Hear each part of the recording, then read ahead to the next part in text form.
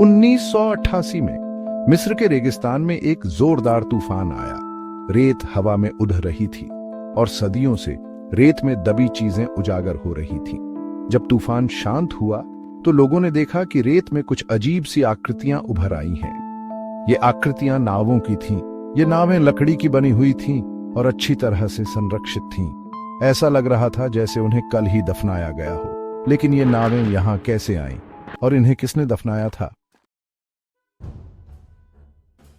प्राचीन मिस्र के लोग नील नदी को जीवनदायिनी मानते थे। नील नदी ही उनके लिए परिवहन, व्यापार और जीवन का आधार थी। फिरौन, जो मिस्र के राजा होते थे, नावों का इस्तेमाल न केवल यात्रा के लिए करते थे बल्कि अपने देवताओं से जुड़ने के लिए भी करते थे।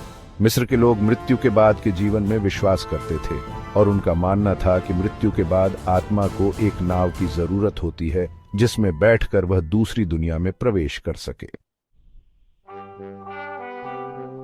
रेगिस्तान में मिली नावें अब्बूसीर नामक स्थान पर मिली थी। यह स्थान प्राचीन मिस्र के एक महत्वपूर्ण पिरामिड क्षेत्र के पास है।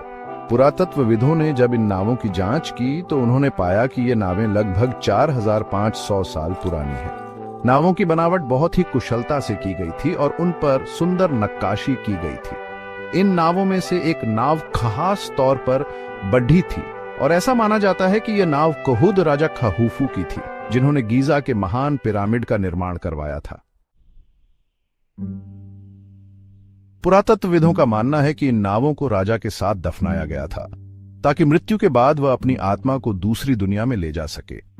ये नावें शाही शक्ति और धार्मिक मान्यताओं का प्रतीक थीं और ये प्राचीन मिस्र की सभ्यता की गहराई को दर्शाती है।